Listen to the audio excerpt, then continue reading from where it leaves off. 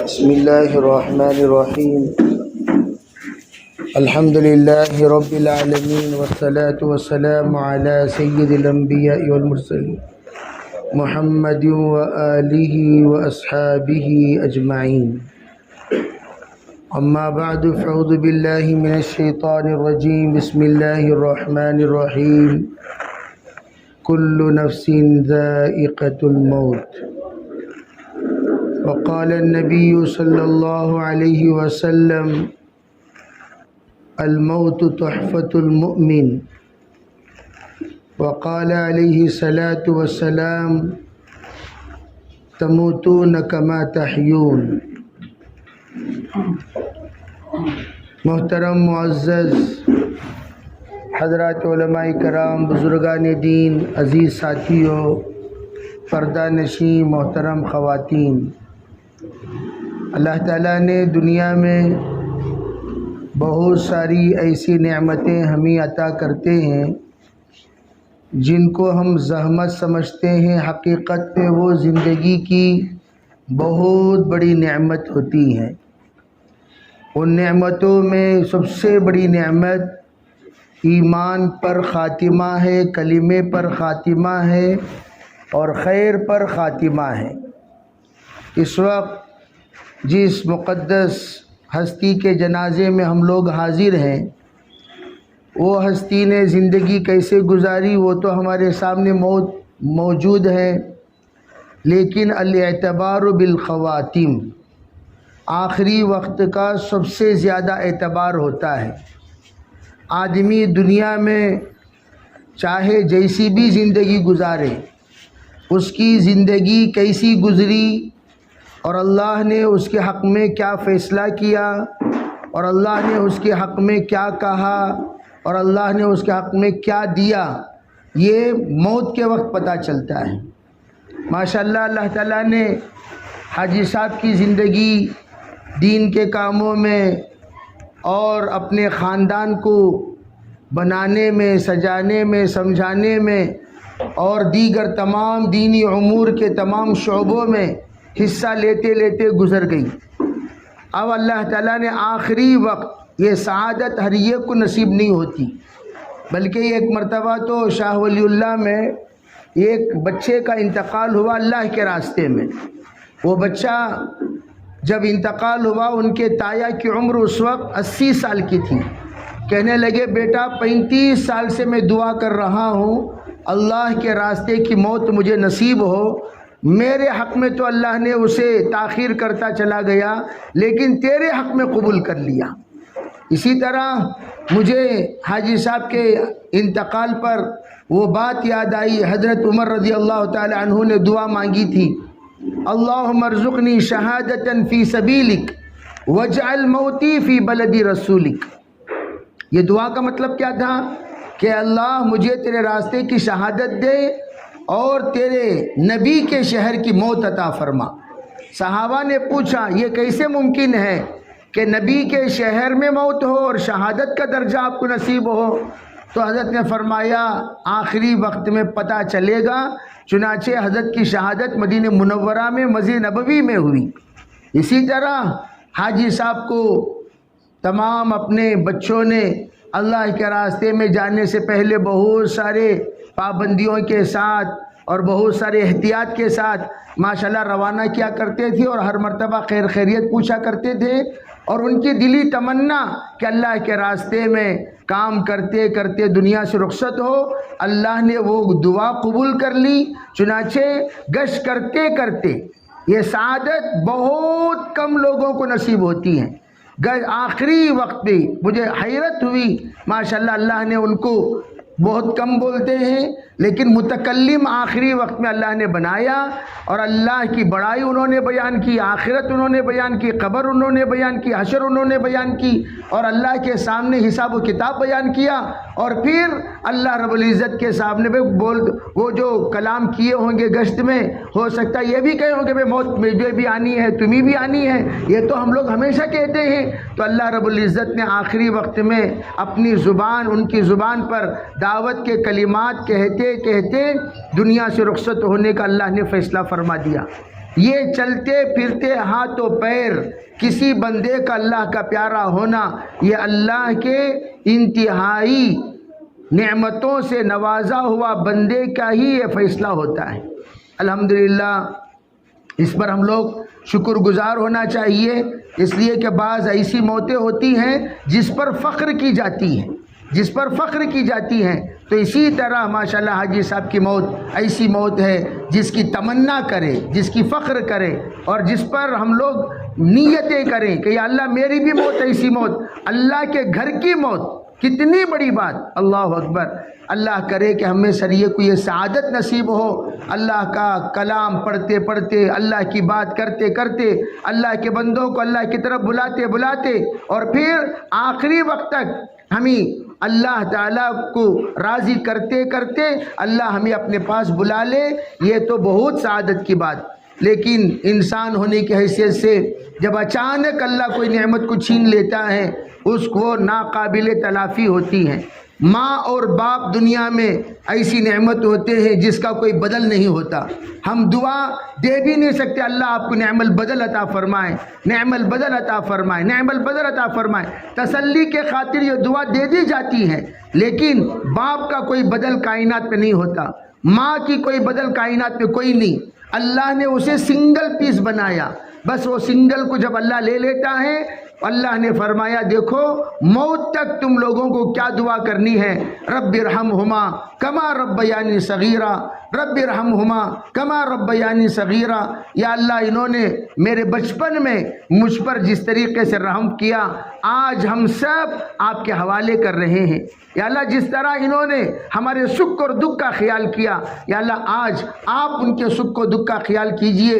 یہ دعا کرتے رہیں گے زندگی بھر، تمام اولادوں پر یہی فرض بنتا ہے، یہی واجب ہے کہ وہ ہر ہمیشہ اپنی دعا میں اپنے والدین کو یاد رکھا کریں۔ تیسری بات یہ ہے، اللہ مرحوم کو جس طرح زندگی نصیب کی، جتنے یہاں پر مرد حضرات ہیں، جتنی خواتین ہیں، ہمیں بھی ایک نہ ایک دن جانا ہے۔ یہ بات اچھی طرح دل اور دماغ میں ہم لوگ بسا لینا چاہیے، جانا ہے۔ میں ہمیشہ کہا کرتا ہوں جانے سے پہلے کچھ ایسی نیکی کر کے ہم جائیں کہ ہمارے جانے کے بعد ہم کسی کے ایصال ثواب کے محتاج نہ ہوں۔ ماشاءاللہ حاجی صاحب نے اپنے پیچھے ایک عالم دین، ایک حافظ قرآن کو چھوڑے ہیں، اور تمام بچوں کو داعی بنایا، تمام بچیوں کو داعیہ بنائی، تمام اپنے پریوار کو دعوت سے جوڑا۔ یہ سب سے بڑا ایصال ثواب کا عمل ہے۔ اپنے حیات میں انہوں نے اتنا دروازہ ایصال ثواب کے کھول کر چھوڑ دیے کہ اب وہ ہمارے چھوٹے موٹے فاتحہ تو ہم تسلی کے طور پر پڑھ لیا کرتے ہیں، یاسین اور قرآن پاک کی تلاوت تسلی کے طور پر پڑھ لیا کرتے ہیں، لیکن بعض خوش نصیب بندے وہ ہوتے ہیں جو حیات میں اتنا ایصال ثواب کا دروازہ کھول کر چلے جاتے ہیں کہ ان کو مسلسل ثواب ملتا رہے گا۔ الحمدللہ وہ اس زمرے کے اعتبار سے، اس شعبے کے اعتبار سے حاجی صاحب نے بہت سارے ایصال ثواب کے شعبے کھولے ہیں، اور خود ان کے صاحبزادے بھی ہیں، ان کے بچے بھی ہیں جو مستقل ایصال ثواب ہیں۔ اللہ تعالیٰ اس کا بھی ضرور بدلہ عنایت فرمائے گا۔ چوتھی بات، ہم سب اس وقت میں جتنا خیر کا کام ابا کرتے تھے، جتنا خیر کا کام کرتے تھے حاجی جی، وہ تمام خیر کا کام تقسیم کر لیں۔ وراثت صرف مال تقسیم کرنے کا نام نہیں ہے، وراثت اعمال تقسیم کرنے کا نام بھی ہے۔ وہ ان کی جتنے خیر کے کام ہیں وہ تقسیم کر لیں، وہ ان کی نمازیں کوئی تقسیم کر لیں، ان کا صدقہ تقسیم کر لیں، ان کے دعوت تقسیم کر لیں۔ بھئی یہ کوئی نہ کوئی خیر کا عمل وہ زندگی بھر کرتے تھے۔ وہ جیسے رشتہ داروں کے ساتھ کسی نے آ کر پوچھا، حضرت نبی علیہ السلام سے والد کے ساتھ جیسا معاملہ کرنا تھا میں نہیں کر سکا، والدہ کے ساتھ جو معاملہ کرنا تھا نہیں کر سکا، اس کا بدل کیا ہے؟ فرمایا وہ جو جن جن لوگوں سے ربط رکھتے تھے، تعلق رکھتے تھے، جن جن لوگوں سے اپنا رشتہ جوڑتے تھے، ان سے تم جڑے رہو۔ ابو کا رشتہ پورے پریوار کے ساتھ، وہ پریوار کے ساتھ پورے بچوں کا جوڑ ہو، پورے بچوں کا رہنا ہو، یہی ان کے لیے خیر خواہی ہے، یہی ان کی وراثت کا اصل حق ہے۔ تو ایک تو ہم لوگ اس کا بھی ارادہ کریں گے، اور جیسے کہ میں اکثر کہا کرتا ہوں، پالنپور ہم لوگ گئے تھے، پالنپور میں ہم نے دیکھا کہ جس وقت جنازہ ہوتا ہے تمام عورتیں گھر سے نکلتی ہیں باوضو ہو کر، اور سب قرآن لے کر آتی ہیں، آنے کے بعد سب ایک جگہ جڑ جاتی ہیں، اور جڑ کر تمام خواتین بیٹھ کر قرآن پڑھتی ہیں۔ جنازے کی تدفین سے پہلے 5 سے 10 قرآن ختم کر دیتی ہیں، اور ماشاءاللہ جب تک جیسے بھائی کوئی عدت میں بیٹھے ہوئے ہیں تو جب تک 4 ماہ 10 دن عدت میں ہیں تو 4 ماہ 10 دن عدت میں پوری خواتین آتی ہیں، جڑتی ہیں، بیٹھتی ہیں، قرآن پڑھتی ہیں۔ چنانچہ روزانہ 2 قرآن 3 قرآن 2 قرآن 3 قرآن۔ اسی طرح میں یہ عرض کرنا چاہتا ہوں کہ ہماری اس وقت جتنی بہنیں ہیں کہ ہم اپنے باتوں میں اپنے دیگر تمام مصروفیات کو چھوڑ کر ہم لوگ اپنا وضو کریں، 2 رکعت نماز پڑھیں، اس لیے کہ وَاسْتَعِينُوا بِالصَّبْرِ وَالصَّلَاةِ، قرآن کا حکم ہے کہ جب بھی کوئی حالت ہم پر آئے تو ہم لوگوں کو پر فرض ہے کہ ہم فوراً اللہ کی طرف متوجہ ہو جائیں۔ رضائے قضائے مولا از ہما اولا، اللہ کا فیصلہ تمام فیصلوں سے بہتر ہوتا ہے۔ اللہ نے جو کیا 2 رکعت نماز پڑھیں، پڑھنے کے بعد دعا کریں، پھر بیٹھیں، قرآن لے کر بیٹھ جائیں۔ اور جن خواتین کو نماز نہیں ہے، قرآن نہیں ہے، تو وہ ذکر میں بیٹھ جائیں۔ تمام بھائی بھی قرآن پڑھنے والے قرآن پڑھیں، نہیں تو ذکر میں بیٹھ جائیں کہ 70,000 مرتبہ کلمہ طیبہ کا ایک نصاب ہوتا ہے۔ ہر ایک جتنے بھی اس وقت یہاں پر رشتہ دار موجود ہیں، اگر یہ طے کر لیں بھئی چلو بھئی میں 10,000 میں 10,000 میں 10,000 میں 10,000، 7 مل کر 70,000 ہو گئے۔ تو اس طریقے سے ہم تقسیم کر لیے، ادھر ادھر کی باتیں کرنے کے بجائے ہاتھ میں تصویر رکھ لیے، لا الہ الا اللہ لا الہ الا اللہ لا الہ الا اللہ لا الہ الا اللہ۔ در منصور کی روایت ہے، اللہ کے رسول نے فرمایا اپنے مرحومین کو کلمہ طیبہ کا توشہ بھیجا کرو۔ تو اب توشہ بھیجنے کا وقت ہے۔ اب جیسے ابو اگر باحیات ہوتے ہو تو ہم ابو چائے پیتی ہیں کیا، ابو بسکٹ ہونا ہے کیا، ناشتہ لاؤں کیا پوچھتے تھے۔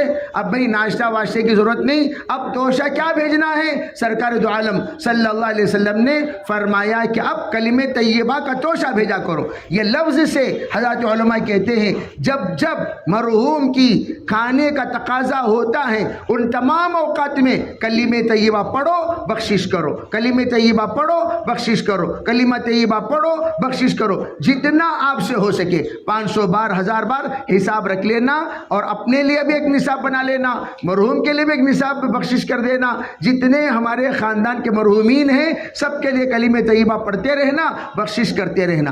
بہرحال یہ دوسرا عمل ہے، ایک تو قرآن پاک پڑھنا ہے انشاءاللہ، اور ایک تو یہ تیسرا عمل کیا ہے کہ ہاں ہم جو بھی ہمارے ایصال ثواب ہے اس میں نیت یہ کر لیں کہ انہوں نے اللہ کے راستے میں تشکیل کرتے کرتے دنیا سے گئے ہیں۔ تو جتنے اس وقت احباب ہمارے موجود ہیں، مستورات بھی مرد حضرات بھی، اللہ کے راستے میں نکلنے کا اپنا نظام بنائیں۔ بھئی 4 مہینے جن کے اب تک نہیں لگے وہ لگائیں مرد حضرات۔ مستورات میں بہت ساری بہنیں ابھی بھی خاندان کی 3 دن ہی لگائیں، اپنے 3 دن لگائیں۔ 3 دن لگا چکے ہیں تو عشرہ لگا چکے ہیں تو چلہ لگا چکے ہیں، تو اب آگے کی ترتیب بیرون کی۔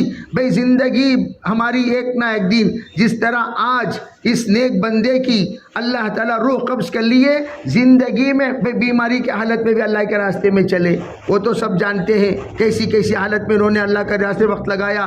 ان کی وفات اس بات کی دعوت دیتی ہے ایک نہ ایک دن دنیا چھوڑ کر جانا ہے، تو دنیا چھوڑنے سے پہلے اپنے دل سے دنیا کو نکالو۔ اللہ کے راستے میں نکلنے کا مقصد کیا؟ الخروج لاخراج، کیا مطلب؟ یعنی اللہ کے راستے میں نکلنا وہ باطل کو اندر سے نکالنے کے لیے ہے۔ دنیا دنیا دنیا بکتے بکتے مرنا یہ اچھی موت نہیں ہے۔ مرنے سے پہلے اللہ اللہ اللہ اللہ ماشاءاللہ درود شریف پڑھتے ہوئے، کلمہ پڑھتے ہوئے اللہ کے پاس پہنچ گئے۔ اب آپ اندازہ لگائیے کتنا ان کا استقبال ہو رہا ہوگا۔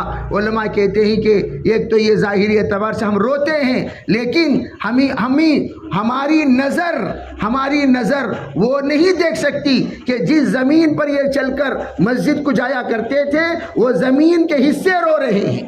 جو دروازے پر ان کا اعمال جاتے تھے وہ اعمال کا دروازہ رو رہا ہے، وہ تمام خطے، وہ تمام حصے جہاں ٹیک لگا کر قرآن پڑھتے تھے، وہ کرسیاں جہاں بیٹھ کر نماز پڑھتے تھے، وہ بھی رو رہی ہیں کہ جب بندہ کوئی جاتا ہے نیک بندہ تو اس کے فراق پر ایک ایک چیز روتی ہے، وہ ہمیں نظر نہیں آتی۔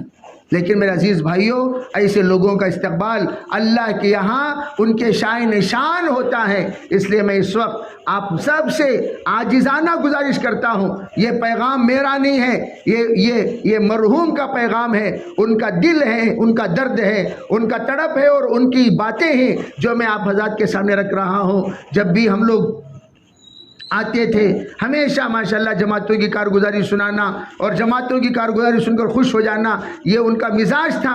تو اب ان کی خوشی یہی ہے کہ جتنے ہیں ادنا درجہ اجتماع ہم سب کا طے ہو چکا ہے، اجتماع سے پہلے پورے خاندان والوں کے ادنا درجہ مردوں کے بھی مستورات کے بھی 3 دن لگا دینا چاہیے۔ سب نیت کریں گے انشاءاللہ؟